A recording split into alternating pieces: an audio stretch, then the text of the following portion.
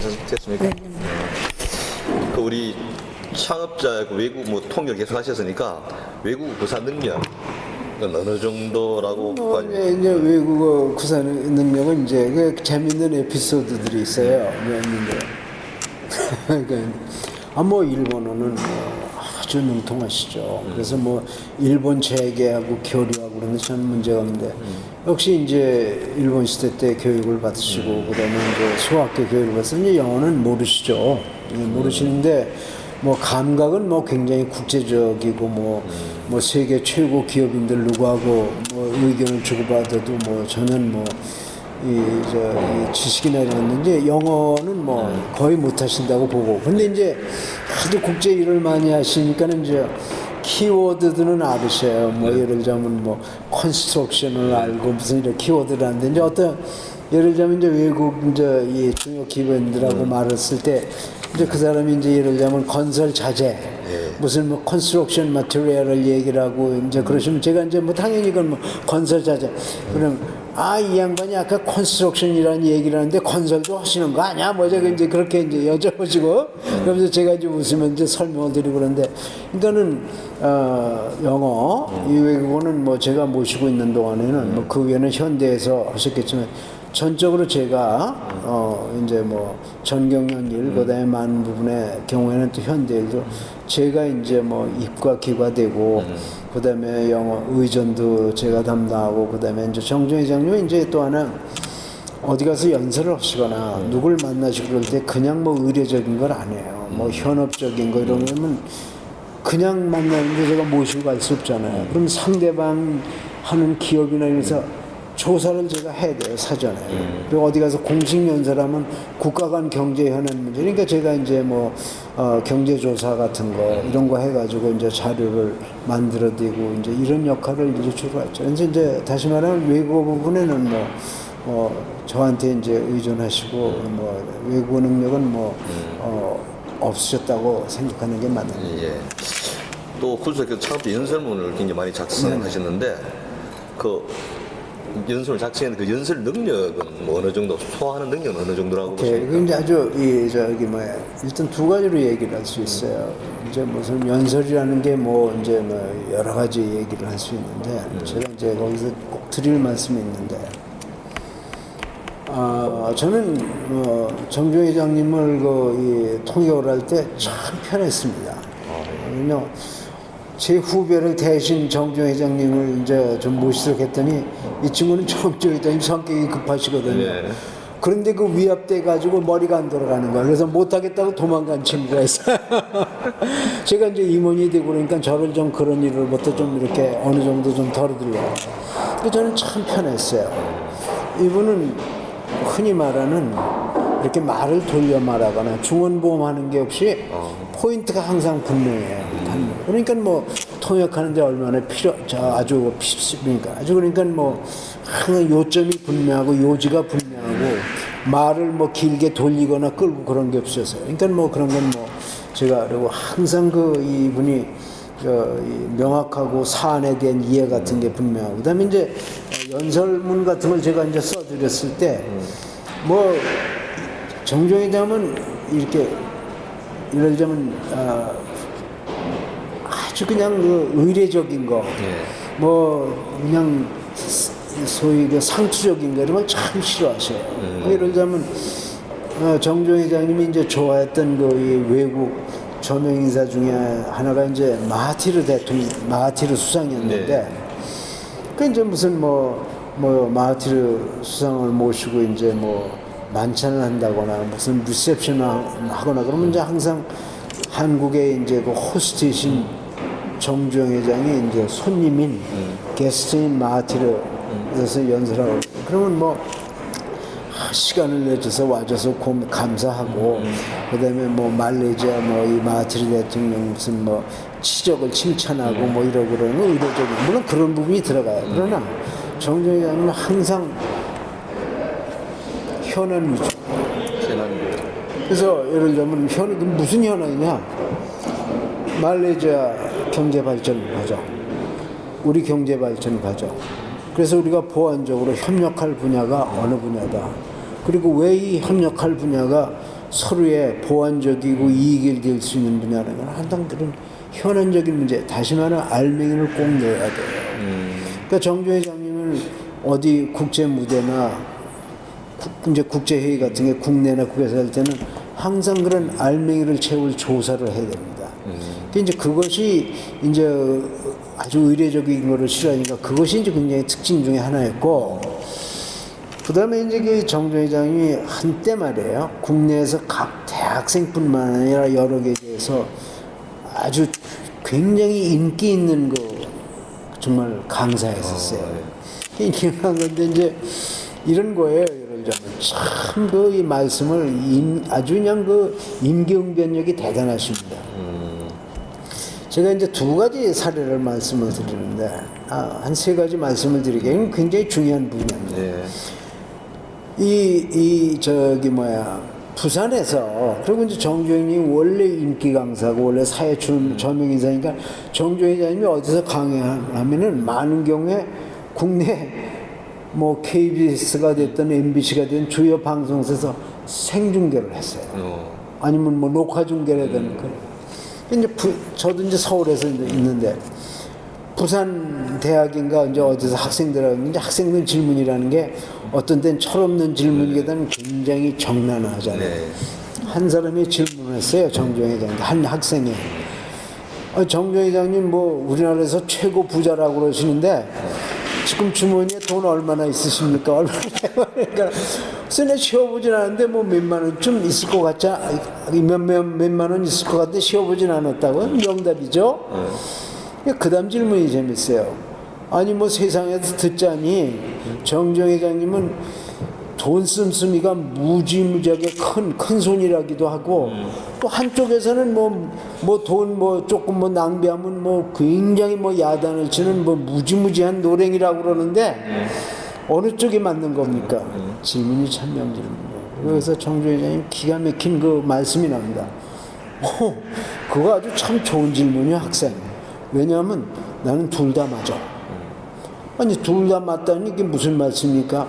나는 돈을 쓸 때 돈을 쓰는 자릿수가 문제가 아니야. 동그라미 숫자가 문제가 아니라 그게 무슨 만 원짜리냐 10만 원이냐 1000만 원, 100억 단위가 아니라 돈을 쓰는 자릿수자가 문제가 아니라 돈을 쓰는 가치야. 어떤 내가 돈을 들였을 때 그게 몇십억 또는 그 이상이 되더라도 그게 쓸 가치가 있으면은 나는 큰 소냐. 당신이 말한 거, 학생이 말한 것처럼 난 그거 과감하겠어. 그러나 필요 없는 낭비고 가치가 그렇지 않을 때는 단돈 1000원이 낭비돼도 나는 그거 용납을 안 해. 그러니까 둘 다 맞는 거죠. 참. 그 다음에 이제 한 번은, 그래서 이제 공교롭게도 그 이튿날 아침에 내가 정조 회장님이 외국에서 온 그 수상급 인사를 롯데호텔 꼭대기 오찬을 하시는데 저거 와서 좀 도와달라고 해서 가서 모시고 왔어요. 가서 이제 도와주려고 외국 손님을 만나고 로비를 내려오는데 정조 회장님이 이제 여러 곳에 지면이 많잖아요. 근데 이제 그 대학 교수가 정조 회장하고 알고 지내는 대학 교수가 로비에서 만났어. 내가 정 회장님을 모시고 롯데호텔 로비를 나가서 이제 정조 회장님이 이제 다음 약속에서 가는데 이 로비 교수가 앞에 딱 말해서 아유 회장님, 정조 회장님은 아유 오래갑니다. 근데 이 교수가 질문하는 거예요. 아유 정조 회장님 어제 학생들 데리고 강의하시는 걸 제가 봤는데 아유 어쩜 그렇게 연설을 그렇게 정말 잘하십니까? 그 어떻게 하냐. 그래서 인사로 끝났는데 대답을 기다리고 있는 거야. 정조 회장님한테 의례적인 게 아니고. 그러니까 정 회장님이 조금 짜증도 난 거야. 거기서 명언하셨어요. 이보셔. 당신들처럼 말이야. 대학 교수나 박사 이런 분처럼 아는 게 많은 사람은 이렇게 말하면 이렇게 틀릴까? 저렇게 말하면 저렇게 틀릴까? 이렇게 말하면 무슨 구설수에 말연이 많기 때문에 말을 잘못하는 거예요. 나처럼 아는 게 없는 사람은 느끼는 대로 말하기 때문에 원래 말을 잘하는 거예요. 그러고 가시나 봐요. 근데 얼마나 명언이에요. 우리가 말 준비를 많이 하면 버벅대잖아요. 정말 대단해요. 그리고 이 양반은 말을 꾸미질 않아요. 그래서 한 번은 제가 이제 고위 공무원을 지냈던 경제부처 고위 공무원을 지냈던 제 지인한테 들은 얘기인데 전주영 회장님께서 이제 그 신군부 말렵에 이게 참 이렇게 그때도 이제 강연을 많이 하시고 그럴 텐데 경제부처에서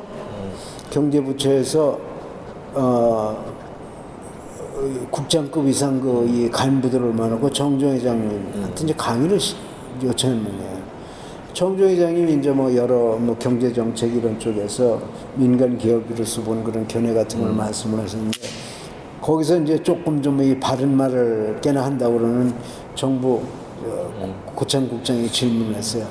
아니 정종 회장님 모든 걸 이렇게 다 정당하게 잘하시고 다 그러는데 질문이 있습니다. 뭐예요 질문이? 그럼 왜 가끔 왜 현대가 맡은 건설 현장에서 불실이 나오고 그럽니까? 대답이 어떻게 나왔겠어요? 정종 회장님 1초의 추조도 없이 그건 당신들이 돈 뜯어먹어서 그래. 경제부처 공무원이라고.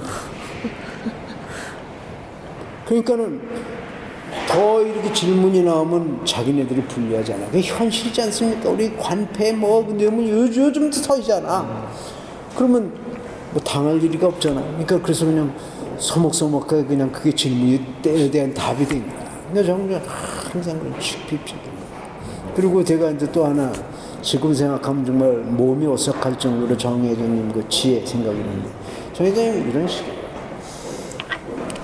이게 이제 80년대 중반인데 미국이 중국을 개방했잖아요. 예. 그래서 막 중국 13억 인구 시장이 막 크는데 기회란 말이에요. 수출의 기회, 뭐 수입의 기회, 무슨 뭐.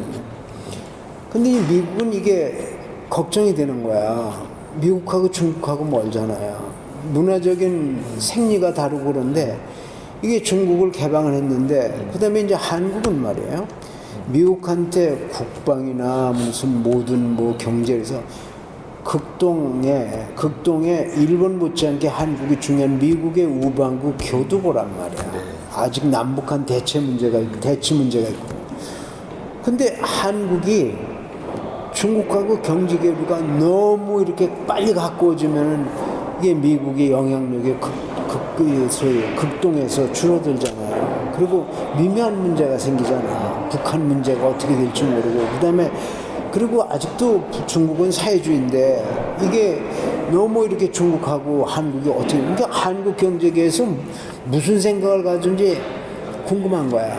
그래서 이제 그 전에도 정종 회장님이 이제 키신저가 한국에 올 때마다 이제 뭐 여러 계제에서 만났는데 그때 키신저가 한국에 왔어요. 그럼 아직 뭐 키신저 박사가 장술에서 아직도 살아 있지만은 키신저는 어떤 사람입니까? 세계 역사를 바꾼 사람 아닙니까? 정말 미국 대통령이 이 사람 미국 대통령이 될 필요도 없어요. 그 미국의 그 법에 의해서 미국에서 태어나지 않은 사람은 장관을 했어도 미국에서 태어나지 않은 사람은 내가 알기로는 이민 1세대는 대통령이 될 수가 없어요. 뭐 국무장관 하면서 그 다음에 양반이 그 국무장관 하면서 세계 역사의 물꼬를 바꿔놨지만은 세계 최고의 석학 아닙니까? 그리고 이분이 가지고 있는 최고의 힘이 세계 최고의 정상들을 언제든지 만날 수 있는 사람이야. 키신저가 만나자 그러면 누가? 그래서 등소평을 수시로 만나고 다 이런 사람이에요. 그러니까는 만난다는 건 뭐예요? 그 사람들 생각을 알아내는 거 아니에요. 그 사람들 그러니까 키신저를 만나서 그 사람들하고 나눈 얘기가 뭔가 하는 걸 듣는 것도 엄청나게 도움이 되는 거야. 그래서 키신저가 이제 한국에 왔네. 그 다음에 또 하나가 있어요. 여기서 우리가 중요한 게 뭐냐면 키신저가 뭐 등소평이라든가 무슨 뭐 고르바체프라든가 이런 사람들 만나고 가잖아요. 그러면은 미국 대통령도 이 양반이 돌아다니면서 세계 최고의 지도자들하고 주고받은 얘기가 뭐고 그 사람들의 의견에 듣는 것이 얼마나 귀중한 자료야. 미 국무성이고 대통령. 그러니까는 키신저가 가끔 세계를 한 번씩 돌아다니는 거야. 우리 세계도 마찬가지야. 그래서 이제 정종 회장님이 저한테 지시래요. 키신저 박사를 모시고 우리 재계 회장단만 해서 이 간담회를 마련하고 이번에는 이 양반이 등소평을 만나러 가는 길에 한국을 들렸다니까는 중국 관계 이런 쪽에 좀 이렇게 중심을 두고 이 의견을 주고받을수록 한번 만나. 자, 그래서 롯데 호텔에서 회장단들만 모아가지고 조건이 있어요. 기자들 절대 그래서는 안 된다. 그다음에 대비다. 그러니까 이제 키신저는 우리 정주영 회장님의 목적은 이 사람이 중국에 대해서 미국 정부가 무슨 생각을 가지고 있나. 그리고 이 양반이 무슨 견해를 가지고 있나 하는 것도 아는 것도 중요하지만 키신저는 또 나름대로 목적이 뭐냐. 한국 재계에서 어떤 생각을 가지고 뭘 어떻게 하나. 예. 이제 여러 얘기를 하다가 제 책에 이제 그때 그 대화를 곧 풀었는데 예. 키신저가 아주 은근히 묻지만 중요한 질문이에요. 중국은 정 회장 그다음에 우리 재계 한국 재계 중진들이 있는데 사회주의를 그대로다 유지하면서 경제만 무슨 뭐 개방을 한다고 그러는데 그렇게 되면 무슨 뭐 이 계층 간 뭐 이 간격도 더 빨리 커지고 뭐런 그게 말이야 그게 무슨 제대로 되겠나. 응? 결국은 굉장히 혼란이 오고 그래서 좌절할 수도 있지 않겠나. 그런 질문을 탁 던진 거예요. 참 지금도 기억에 생각나는 정주영 회장이 단 1초의 간격도 없이 바로 대답을 하는 거예요. 당신들은 미국이 물론 뭐 2차 대전 전후에서 세계 파워로다가 세계 세력으로다 이렇게 부상을 하고 역할도 제대로 했지만 중국이라는 나라를 당신들은 너무 몰라.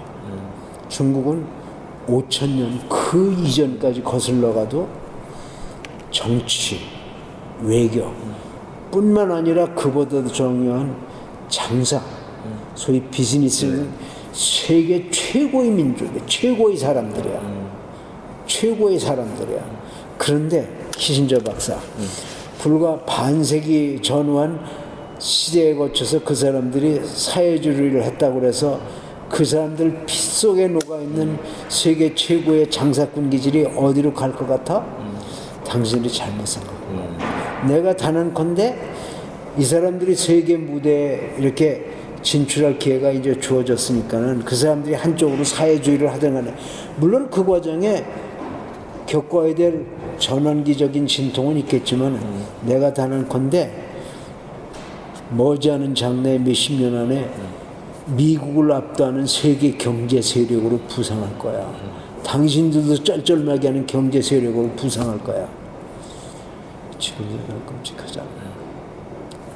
그대로 지금 이행이 됐잖아요. 그럼 미국 경제라는 건 말이야 소비재산으로서부터 중국 경제에 중독이 돼 있어요. 중국의 소비재를 미국이 수입을 하면 물가가 몇 배 오르게 돼 있어. 방법이 없어요. 그리고 지금 중국이 말이에요. 세계 무역 질서나 이런 쪽에서 중국 마음대로 안 되는 게 하나도 없어. 앞으로도 계속. 그리고 이미 금년에 GDP가 미국을 초월했잖아요. 중국이. 그러니 참 내가 아까 그 질문은 아니 정주 회장님께서 이런 예지력 이런 것이 지금 어디서 나온다는 거예요. 이 양반이 이제 지금 이제 질문하신 게 이 양반이 언변력인데 항상 그런 직관력 그리고 말을 꾸미지 않고 느낀 대로 말씀하시는 거 그게 아주 정말 그 대단한 거예요. 그리고 이제 이분이 또 하나는 어디 가서 무슨 말을 할 때 이해관계를 따지고 이 말을 하면 상대방이 뭐라고 그럴까 생각하면은 안 돼. 느끼는 대로 솔직한 게 최고야. 솔직한 게 제일 편해. 이런 말씀을 전했어요. 그 다음에 이제 또 하나 이제 이 양반이 그 연설문을 쓰고 그럴 때 이제 참 이 양반이 좋아했던 부분이 뭐냐면은 아주 상대방 그 연설을 그 주제 국제 무대에서 아니면 상대방의 얘기를 할 때 그게 동떨어지지 않으면은 정주 회장님이 참 좋아하셨던 말이 있어. 그게 뭐냐면 인간의 무한한 상상력. 인간의 무한한 상상력의 힘, 창조의 힘. 그거를 참 강조를 하고 그 말씀을 하면 이 양반이 언제든 좋아하셔요. 이 양반은 지금 설문에는 이제 그런 부분이 뭐 제가 기억이 안 나는데 뭐냐면 이 양반이 정말 언제나 흥분하고 좋아하시는 말이 창조와 혁신이라는 말을 줘요. 그리고 거기서 발휘될 수 있는 인간의 상상력이 발휘할 수 있는 무한한 힘. 그래서 저는 이런 생각을 해요. 여러 강의할 때 무슨 정말 창조와 혁신이라는 것을 이 부분은 무지무지하게 아주 그냥 철저히 신봉했던 분이고 철저히 실천했던 분이에요. 철저히 실천. 그래서 저는 어디 가서 정종 회장님 특징을 간략하게 얘기를 할 때 몇 가지가 있어요. 정종 회장님은 모든 일이라는 것이 한국 경제사를 바꾼 모든 일이 상식적으로는 통할 수 있는 게 하나도 없어. 관례에 매여서 상식에 매여서는 할 수 있는 게 하나 없어. 전부 그런 범주를 초월했던 거예요.